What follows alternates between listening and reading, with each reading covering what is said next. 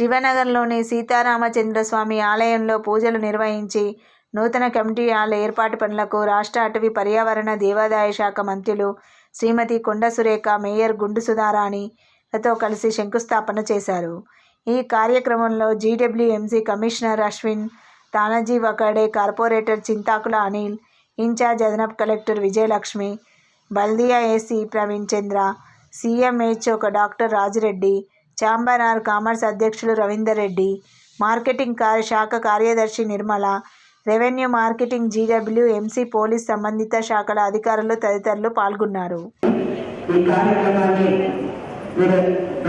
నిర్వహిస్తున్నటువంటి ఈ రామాలయ కమిటీ చైర్మన్ పెద్దలు మా పితృ సమానులు పద్నాల మల్లయ్య గారికి, నాతో పాటు ఈ శంకుస్థాపన కార్యక్రమం మాతో పాటు పాల్గొన్నటువంటి భావి తరాలను ముందుకు తీసుకెళ్లే విధంగా కార్యక్రమాలను నిర్వహిస్తున్నందుకు మన మంత్రులు గారికి ఈ వేదిక ద్వారా ధన్యవాదాలు తెలియజేస్తుంటే ఇంకా స్పెషల్ ఉంటే కూడా మంత్రి గారు ఇస్తారని ఆశిస్తూ ధన్యవాదాలు తెలియజేసుకుంటున్నాను. ఒక కమిషనర్ కాదు, ప్రజల సహకారం కూడా ఉండాలి, అధికారుల సహకారం కూడా ఉండాలి. ఉన్నదే ఏ పనైనా కూడా మరి నిర్విఘ్నంగా కొనసాగుతుంది. ఈ గుడిని నేను దాదాపు 10 సంవత్సరాల నుంచి కూడా చూస్తా ఉన్నాను. ఆ దినదినాభివృద్ధి చెందుకుంటూ మరి వారి కమిటీ నాయకత్వంలో చాలా అభివృద్ధి కార్యక్రమాలు చేశారు.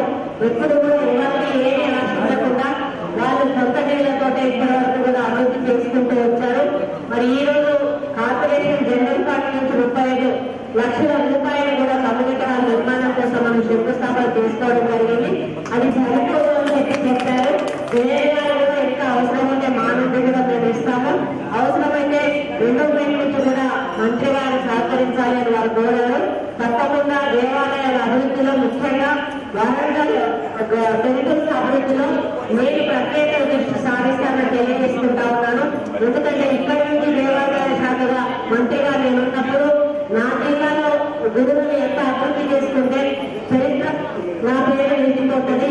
ఒకవేళ నేను ఇక్కడ నిర్వహించి చేస్తే చరిత్ర నన్ను ఎప్పుడు కూడా గుర్తు పెట్టుకోదు. ఎందుకంటే ఒక మంచి అవకాశం వచ్చినప్పుడు అవకాశాన్ని సద్వినియోగపరుచుకొని మరి దాన్ని ఇంప్లిమెంటేషన్ చేసే కార్యక్రమం మేము చేయాలి.